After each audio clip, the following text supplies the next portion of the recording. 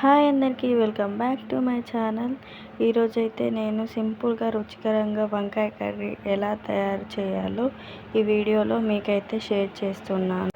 ఇంట్లో ఉండే పదార్థాలతోనే ఈ వంకాయ కర్రీ చాలా రుచికరంగా తయారవుతుంది. మరి ఇంకెందుకు ఆలస్యం, వీడియో చివరి వరకు చూడండి. వంకాయలను కట్ చేసిన వెంటనే ఉప్పు కలిపిన నీళ్ళలో వేసుకోవాలి, ఎందుకంటే నలుపు రంగు రాకుండా ఉంటుంది. కట్ చేసిన వెంటనే గాలి తగిలి వంకాయ నల్లపడుతుంది అండ్ ఇంకా చేదు రాకుండా ఉంటుంది. ఇక్కడ నేనైతే క్లిప్ తీయడం అయితే మర్చిపోయాను. మనకి తగినంత ఆయిల్ వేసుకొని, ఆయిల్ హీట్ అయ్యాక పోపు గింజలు వేసుకొని సన్నగా తరిగి పెట్టుకున్న ఉల్లిగడ్డ ముక్కలు అండ్ పచ్చిమిర్చి ముక్కలు అవి బాగా వేగిన తర్వాత అల్లం వెల్లుల్లి పేస్ట్ అండ్ పసుపు వేసుకొని తర్వాత టమాటో ముక్కలు అయితే వేసుకొని టమాటో ముక్కలు మంచిగా మగ్గించుకోవాలి.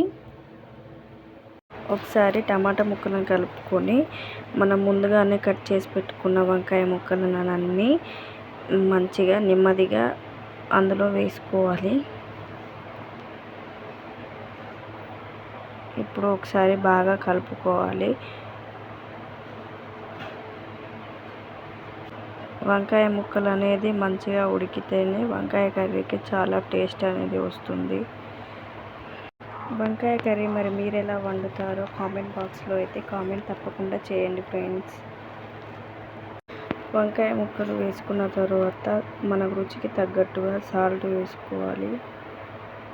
ఆ తర్వాత కారం కూడా వేసుకోవాలి. కారం మీరు ఎంతైతే తింటారో ఆ రుచికి తగ్గట్టుగా కారం కూడా వేసుకోవాలి. ఆ తర్వాత ధనియాల పౌడర్ కొద్దిగా యాడ్ చేసుకోవాలి.